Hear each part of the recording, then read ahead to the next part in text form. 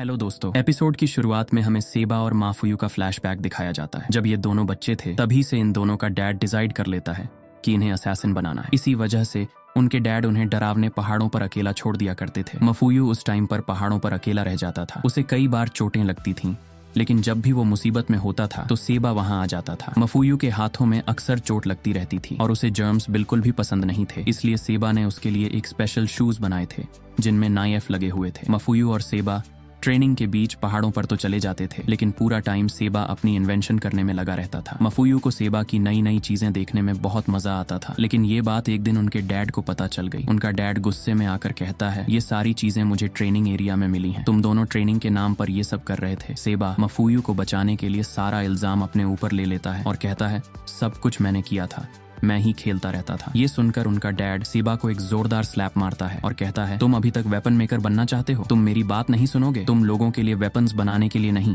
बल्कि उनका यूज करने के लिए बने हो। उसी रात माफुयू पानी पीने के लिए उठता है और देखता है कि उसके मॉम डैड आपस में बात कर रहे हैं। उसका डैड कहता है, मैंने सुना है कि जे की एक टॉप फैसिलिटी है जो बच्चों को ट्रेन करती है। उसकी मॉम कहती है, हाँ वो ऑर्फनेज है, लेकिन वहाँ बहुत सी उल्टी सीधी चीजें होती हैं। तुम जोक मत करो, हमारे बच्चे टूल्स नहीं हैं। उसका डैड कहता है, उस बंदे ने मेरी इंसल्ट की थी, मैं उसे दिखाऊंगा कि हमारे बच्चे भी ऑर्डर को ज्वाइन कर सकते हैं। तभी सेबा वहां आ जाता है और कहता है, मैं जेसीसी से ग्रेजुएशन के बाद वो फैसिलिटी ज्वाइन करूंगा, चाहे कुछ भी हो जाए, मैं ऑर्डर को ज्वाइन करूंगा। इन तीनों की बातें माफुयू सुन रहा होता है। माफुयू चाहता है कि सेबा अपना वेपन मेकर बनने का सपना पूरा करे। उसी दिन से माफुयू ने ठान लिया था कि वो ऑर्डर को ज्वाइन करेगा ताकि सेबा को ऐसा ना करना पड़े और वो अपना ड्रीम पूरा कर सके। इसके बाद हम प्रेजेंट का सीन देखते हैं जहां शिन जल्दी से माफुयू को अपनी पीठ पर उठा लेता है और ओसारागी के चंगुल से बचाने की कोशिश करता है, लेकिन ओसारागी उनका पीछा करने लग जाती है। तभी ऊपर से एक बॉल गिरती है और ओसारागी फ्रीज हो जाती है। ये बॉल सेबा की इन्वेंशन थी और अब सेबा यहाँ आ चुका है। सेबा ने अपना इनविजिबल सूट पहना हुआ है। माफुयू कहता है, तुमने देर लगा दी स्टूपिड। जैसा कि हमें पता है ओसारागी थोड़ी रिलीजियस और स्पिरिचुअल है, इसलिए वो सेबा को भूत समझने लग जाती है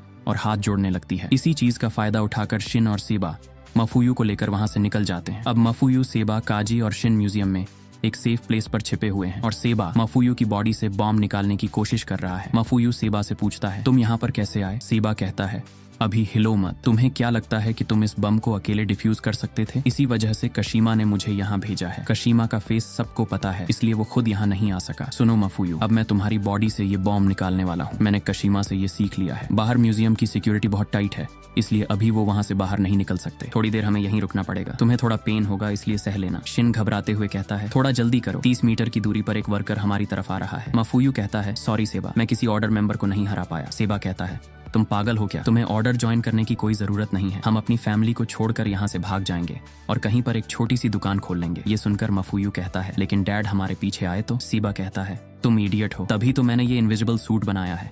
डैड जैसे थर्ड रेट असैसिन को हराना हमारे लिए चुटकियों का काम है। माफुयू कहता है, तुम सही कह रहे हो, अब मुझे फाइट करने की जरूरत नहीं है, मुझे नींद आ रही है। सेबा कहता है, वेल तुम रेस्ट कर सकते हो। फिर फाइनली सेबा माफुयू की बॉडी से बॉम्ब निकालने में कामयाब हो जाता है, लेकिन अचानक काजी को बॉम्ब से अब भी आवाज आती सुनाई देती है। काजी घबराते हुए चिल्लाता है, बॉम्ब अभी भी एक्टिव है। सेबा कहता है, लेकिन मैंने तो बॉम्ब को डिसेबल कर दिया था। शिन कहता है, हमें यहाँ से निकलना होगा। शिन जल्दी से उस बॉम्ब को एक बैग में पैक करता है और सेबा से उसका फ्रीजिंग डिवाइस ले लेता है। फिर शिन उस फ्रीजिंग डिवाइस को बॉम्ब पर यूज कर देता है। तभी शिन नोटिस करता है कि पास वाली वॉल म्यूजियम की आउटर वॉल है। वो जल्दी से अपने ग्लव्स एक्टिवेट करके एक पावरफुल पंच से उस वॉल को तोड़ता है और बाहर की तरफ कूद जाता है। जैसे ही वो जंप करता है, बॉम्ब हवा में ब्लास्ट हो जाता है। इस धमाके की वजह से जोरदार एक्सप्लोजन होता है, लेकिन फ्रीजिंग डिवाइस की वजह से शिन को ज्यादा चोट नहीं लगती। सेबा जल्दी से भागते हुए शिन के पास आता है और कहता है, शिन तुम ठीक हो ना? जो तुमने किया वो बहुत इंप्रेसिव था। बॉम्ब के इफेक्ट की वजह से शिन अपना सर पकड़ लेता है और उसके सर में तेज दर्द होने लगता है। एक्सप्लोजन की वजह से सबका ध्यान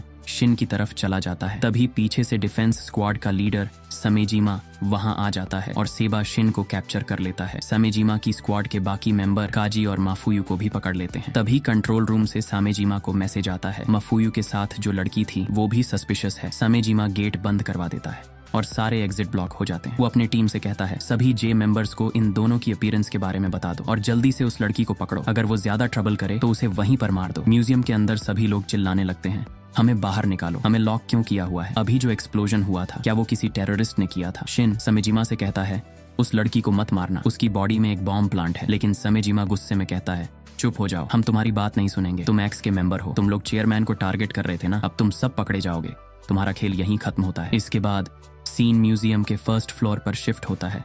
म्यूजियम के फर्स्ट फ्लोर पर टोरामारू अकेली रो रही होती है। उसे कुछ भी समझ में नहीं आ रहा। वो मन में सोचती है, अभी जो एक्सप्लोजन हुआ वो माफुयू का था। क्या माफुयू मर गया? बेचारा, मुझे घर जाना है। हमेशा से यही होता आया है, मैं कभी अपने लिए स्टैंड नहीं कर पाती। तभी 3 जे मेंबर्स टोरामारू के पास आ जाते हैं। उनमें से एक कहता है, बिल्कुल भी मत हिलना। एक बंदा टोरामारू की गर्दन पर गन रख देता है और बोलता है, तुम एक्स की मेंबर हो ना, जरा भी हिली तो मार दी जाओगी। टोरामारू मन में सोचने लगती है, ये लोग जे से हैं, अब क्या होगा मास्टर एक्स, अब हमें क्या करना चाहिए। तभी अचानक से उन तीनों में से एक जे मेंबर जमीन पर गिर जाता है। बाकी दोनों सोचने लगते हैं, अभी अभी क्या हुआ, ये अपने आप गिर कैसे गया। फिर एक मिस्टीरियस पर्सन दूसरे जे मेंबर की गर्दन पर हाथ रखता है और उसे बेहोश कर देता है। अब तीसरा जे मेंबर कंफ्यूज हो जाता है, यहाँ पर हो क्या रहा है। वो मिस्टीरियस पर्सन और कोई नहीं बल्कि साकामोटो है। साकामोटो पहले उस बंदे की गन को डिसअसेंबल करता है और फिर उसकी गर्दन पर जोर से एक हिट करता है। अब तीसरा बंदा भी बेहोश हो जाता है। साकामोटो टोरामारू को देखता है और सोचने लगता है, ये तो वही लड़की है जो जेसीसी टेस्ट में आई थी, ये मेरी फैन थी। फिर वो टोरामारू से पूछता है, वो लोग तुम पर अटैक क्यों कर रहे थे। टोरामारू कहती है, गुड क्वेश्चन, लेकिन मुझे नहीं पता कि सब लोग फाइटिंग क्यों कर रहे हैं। मुझे नहीं पता कि मास्टर एक्स मुझसे क्या चाहते हैं। मुझे तो इस टाइम पर जेसीसी में होना चाहिए था। तभी अचानक से एक बंदा म्यूजियम के पिलर के पीछे से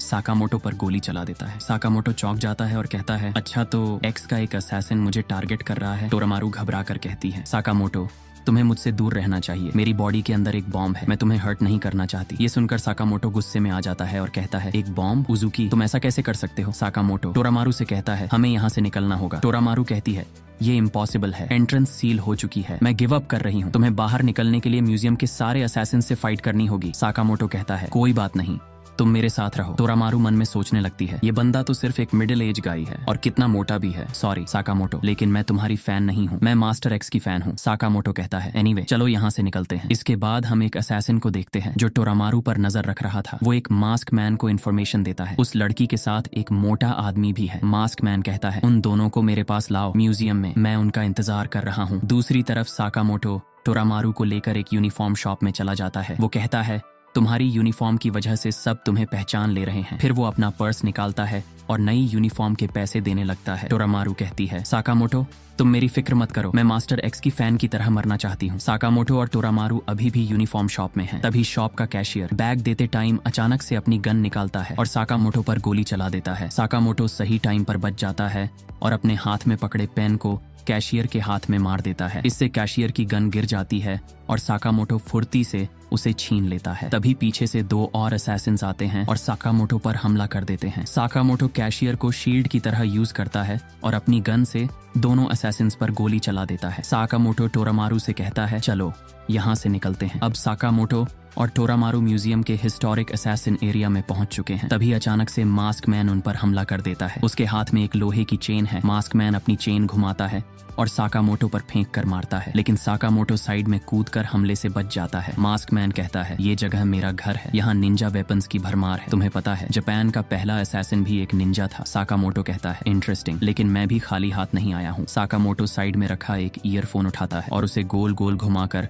मास्क मैन की गर्दन पर फेंक कर मारता है। मास्क मैन अपनी तलवार निकाल लेता है और साकामोटो पर सीधा हमला करने के लिए दौड़ पड़ता है, लेकिन साकामोटो जल्दी से एक शूरिकन उठाकर उसकी तरफ फेंकता है। शूरिकन सीधा जाकर मास्क मैन की तलवार पर लगता है और उसे चकनाचूर कर देता है। साकामोटो टोरामारू से कहता है, अगर तुम्हें फैन बनना ही है तो अपनी खुद की फैन बनो। तभी 5 और असैसिन साकामोटो की तरफ बढ़ने लगते हैं, लेकिन साकामोटो चुटकियों में सभी को हरा देता है। अब वो एक एंजल की तरह खड़ा होता है। टोरामारू साकामोटो को देखकर इमोशनल हो जाती है। टोरामारू कहती है, अपनी फैन बनूं? नहीं, मैं फिर से साकामोटो की फैन हूँ। टोरामारू हाथ जोड़ लेती है और साकामोटो के सामने झुक जाती है और इसके आगे क्या होगा वो हम देखेंगे अगली वीडियो में। और इसी के साथ आज का वीडियो खत्म होता है।